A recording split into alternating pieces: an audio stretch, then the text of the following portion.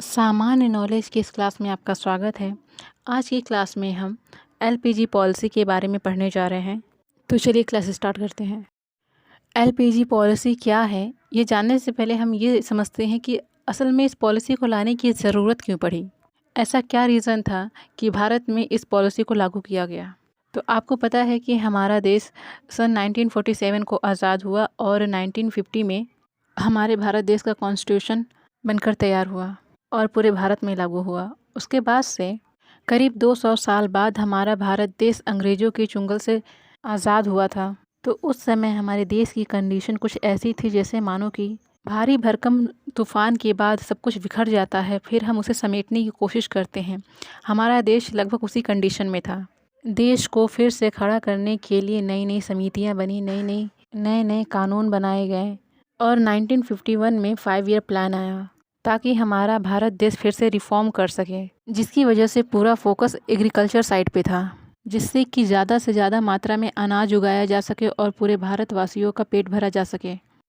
उस समय हमारे भारत देश के जो भी पॉलिटिशियन थे, उन्होंने अपने माइंड में एक सेट कर लिया कि हमें बाहर देश से किसी भी नागरिक को भारत में व्यापार करने की इजाज़त नहीं देनी है, क्योंकि उनके मन में इतना ज़्यादा खौफ था कि अंग्रेज़ भी इसी तरीके से व्यापार करने के उद्देश्य से भारत में आए और पूरे भारत को गुलाम बनाकर चले गए। इसलिए उन्होंने डिसाइड किया कि हम किसी भी बाहरी देश की कंट्री के लोगों को यहाँ बिज़नेस करने की इजाज़त नहीं देंगे और उन्होंने भारी भरकम टैक्स इम्पोज़ कर दिया कि अगर भारत में अपना बिज़नेस सेटअप करना है तो आपको ये टैक्स पे करना होगा।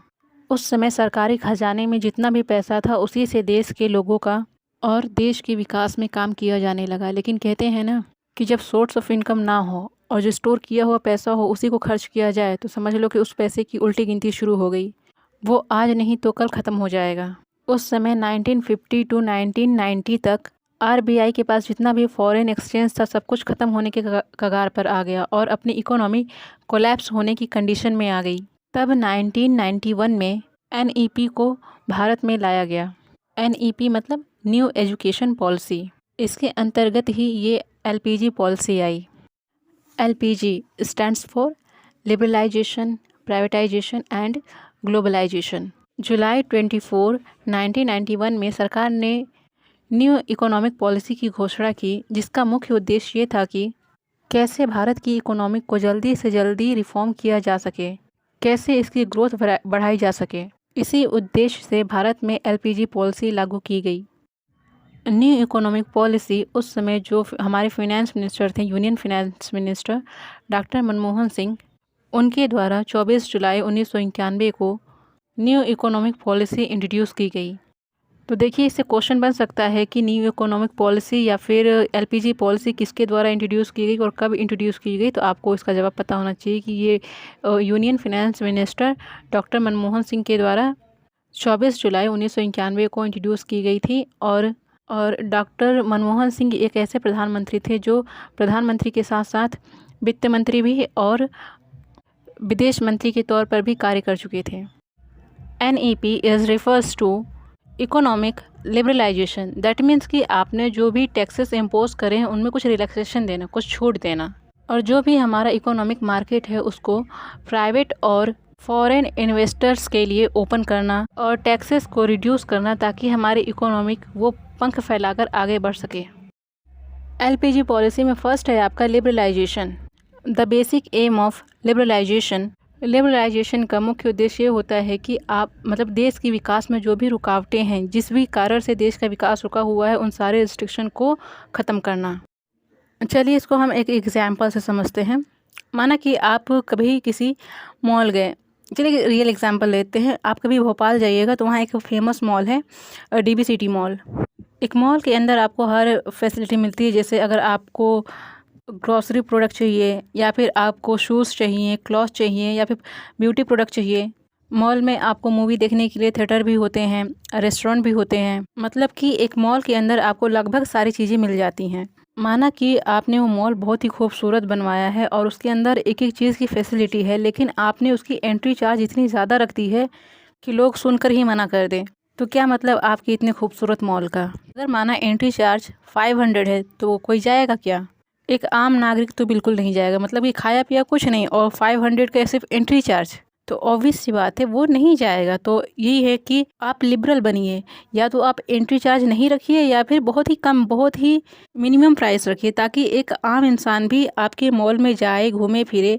इससे आपको ही फ़ायदा होगा, भले ही वो कुछ सामान खरीदे चाहे नहीं खरीदे, लेकिन बाहर जाके आपके मॉल की पब्लिसिटी करेगा, जिसे माउथ पब्लिसिटी कहते हैं। जब मैं डीवी सिटी गई तो मुझे लगा कि यार इतना बड़ा मॉल और बहुत सुंदर मॉल है, तो ऑब्वियस सी बात है एंट्री चार्ज तो होगी, लेकिन जब मैं वहाँ गई तो मुझे पता चला कि यहाँ फ्री ऑफ कॉस्ट एंट्री है।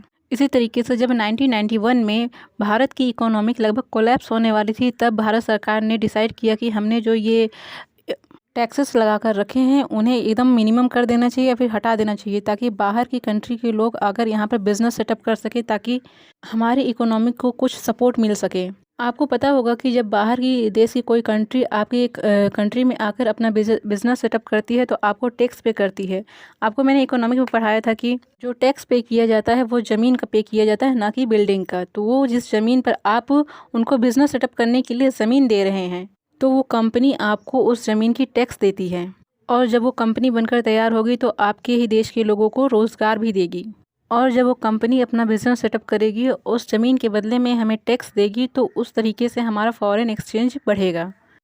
ऑब्जेक्टिव ऑफ लिबरलाइजेशन पॉलिसी, मतलब कि उदारीकरण नीति के क्या उद्देश्य थे। तो फर्स्ट है आपका टू इंक्रीज कंपटीशन, मतलब कि जो भी अपनी इंडस्ट्री है, अपने भारत देश के अंदर जो भी इंडस्ट्री है उनके बीच में कंपटीशन का भाव पैदा करना। सेकेंड है to encourage foreign trade with other country, मतलब कि हमें अपने देश के इम्पोर्ट और एक्सपोर्ट को बढ़ावा देने के लिए जितने भी बाहर देश के कंट्रीज़ हैं उनके साथ विदेशी व्यापार साझा करना। थर्ड है आपका enhancement of foreign capital and technology, liberalisation की वजह से हमारे देश में विदेशी पूंजी और टेक्नोलॉजी में वृद्धि होगी। अब है प्राइवेटाइजेशन, मतलब कि प्राइवेट सेक्टर्स की जितनी भी कंपनियां हैं उनको बढ़ावा देना। उस समय भारत की सरकार ने सोचा कि अगर हमें अपनी इकोनॉमी को तेज़ी से ग्रोथ करना है तो कुछ डिपार्टमेंट ऐसे हैं जिन्हें प्राइवेट करना होगा।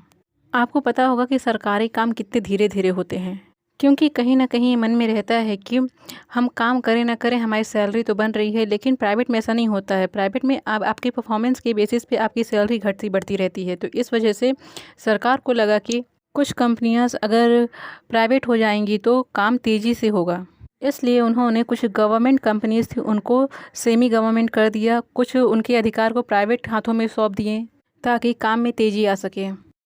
गवर्नमेंट कंपनी को प्राइवेट कंपनी में कन्वर्ट करने के दो तरीके हैं। फर्स्ट है आपका बाय डिसइन्वेस्टमेंट, मतलब कि ऐसी कोई कंपनी जिसमें गवर्नमेंट इन्वेस्ट कर रही है उसमें इन्वेस्ट करना बंद कर दे। और सेकेंड है by withdrawal of government ownership, मतलब कि ऐसी कंपनीज जिसमें गवर्नमेंट के कुछ शेयर हैं तो वो अपने शेयर किसी प्राइवेट कंपनी को बेच दे या फिर वापस ले ले, तो ऐसी गवर्नमेंट कंपनीज कम्प्लीटली प्राइवेट हो जाती हैं। ऑब्जेक्टिव ऑफ प्राइवेटाइजेशन, मतलब कि प्राइवेटाइजेशन करने के पीछे क्या उद्देश्य था। तो फर्स्ट है आपका improve the financial situation of the government, सरकार की आर्थिक स्थिति में सुधार करना। सेकेंड है आपका reduce the workload of the public sector company, मतलब कि जो भी पब्लिक सेक्टर कंपनीज हैं उनका आधा वर्कलोड प्राइवेट कंपनी को दे देना, जिसकी वजह से काम तेज़ी से हो सके। थर्ड है encouraging foreign direct investment in India, मतलब कि भारत में विदेशी निवेश को बढ़ावा देना। थर्ड है ग्लोबलाइजेशन, जिसका मतलब होता है कि एक क्लोज्ड इकोनॉमी को ग्लोबल इकोनॉमी में बदलना।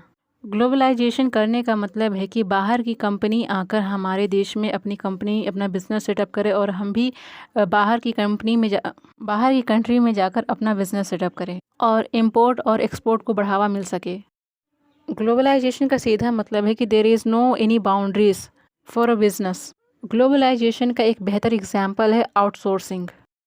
ग्लोबलाइजेशन का सीधा मतलब है कि there is no any boundaries for a business. Globalisation का एक बेहतर एग्जाम्पल है आउटसोर्सिंग। एक बहुत ही फेमस वर्ड है फ्रीलांसर, आपने सुना होगा। मतलब कि कोई भी कंपनी फ्रीलांसिंग के माध्यम से अपना काम बहुत ही लो कॉस्ट पे करवा सकती है। इसके लिए आपको उस कंपनी में जॉब करने की कोई ज़रूरत नहीं है, आप ऑनलाइन किसी भी जॉब को एक्सेस कर सकते हैं। आपने किसी को कहते हुए सुना भी होगा कि I am working as a freelancer. ये जो ऑनलाइन जॉब प्रोवाइड किए जाते हैं, कैसे प्रोवाइड किए जाते हैं, ये फ्रीलांसिंग ही एक तरीके से कह सकते हैं। आउटसोर्सिंग का एक बेहतर एग्जाम्पल है कॉल सेंटर, बीपीओज और वॉइस बेस्ड बिजनेस। और डेटा एनालिसिस, ये सब आउटसोर्सिंग के अंतर्गत ही आते हैं, जहाँ पर आपकी प्रॉब्लम का सॉल्यूशन एक कॉल पर ही सॉल्व हो जाता है। तो आज हमारा एलपीजी पॉलिसी कंप्लीट होता है। नेक्स्ट क्लास में हम बैंकिंग सिस्टम या फिर देखते हैं क्या करना है। लेकिन तब तक के लिए पढ़ते रहिए, रिवाइज करते रहिए, और ऐसे ही रेगुलर क्लासेस के लिए आप हमारे चैनल को सब्सक्राइब करें। Thank you for watching and keep watching. Thank you.